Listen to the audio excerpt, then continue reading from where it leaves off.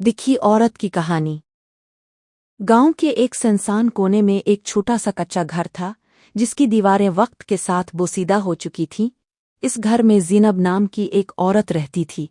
ज़ीनब की जिंदगी दुखों से भरी हुई थी, मगर उसके चेहरे पर हमेशा सब्र की एक अजीब सी रोशनी होती थी। ज़ैनब कभी एक खुशहाल घराने की बहू थी। उसका शौहर अली एक मेहनती आदमी था जो शहर में मजदूरी करता था। शुरू के दिन बहुत अच्छे गुजरे। दोनों एक दूसरे से बेहद मोहब्बत करते थे, मगर किस्मत को कुछ और ही मंजूर था। एक दिन अली काम की तलाश में शहर गया, मगर फिर कभी वापस न आया। किसी ने कहा हादसा हो गया, किसी ने कहा वो कहीं और चला गया, मगर हकीकत कभी मालूम न हो सकी। ज़ीनब की जिंदगी इसी दिन बदल गई। शुरू में उसने बहुत इंतजार किया। हर शाम दरवाजे पर खड़ी होकर अली की राह देखती। हर आहट पर इसे लगता शायद वो आ गया हो, मगर वक्त गुजरता गया और उम्मीद आहिस्ता आहिस्ता मायूसी में बदलने लगी। गांव के लोग भी बदलने लगे। जो लोग पहले इसके घर आते थे अब इससे दूर रहने लगे।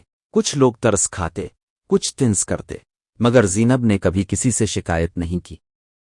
इसके पास एक छोटा सा बेटा था, अहमद। वही उसकी जिंदगी का सहारा था। ज़ीनब दिन रात मेहनत करती, लोगों के घरों में काम करती ताकि अपने बेटे को पाल सके। अहमद बड़ा हो रहा था और उसकी आंखों में ख्वाब थे। वो पढ़ना चाहता था, कुछ बनना चाहता था, कुछ बनना चाहता था। ज़ीनब ने अपनी हर ख्वाहिश कुर्बान कर दी ताकि अपने बेटे की तालीम जारी रख सके।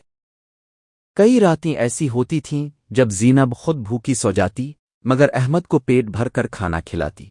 वो हमेशा यही कहती, बेटा तुम पढ़ोगे, आगे बढ़ोगे तो मेरी सारी तकलीफें खत्म हो जाएंगी। वक्त गुजरता गया और अहमद ने वाकई मेहनत की। वो गांव के स्कूल में सबसे अच्छा तालिब इल्म बन गया। असातिज़ा भी इसकी तारीफ करते थे। मगर जिंदगी ने एक और इम्तिहान लिया। एक दिन अहमद शदीद बीमार हो गया। ज़ैनब के पास इलाज के पैसे नहीं थे। वो गांव के हर दरवाजे पर गई, मगर किसी ने मदद न की। कुछ लोगों ने बहाने बनाए, कुछ ने साफ इनकार कर दिया।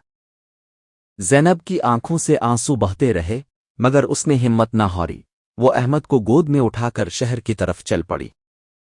रास्ता लंबा था, धूप तेज थी, मगर एक माँ के कदम नहीं रुके। कई घंटों के बाद वो शहर पहुंची और एक सरकारी अस्पताल में दाखिल हुई। डॉक्टरों ने अहमद का इलाज शुरू किया। कई दिनों की कोशिश के बाद अहमद की हालत बेहतर होने लगी। ज़ीनब ने सिक्का सांस लिया। इसी दौरान एक डॉक्टर, जो ज़ीनब की हालत देख रहा था, इससे मुतासिर हुआ। उसने ज़ीनब की कहानी सुनी और उसकी मदद करने का फैसला किया। डॉक्टर ने अहमद की तालीम का खर्च उठाने का वादा किया।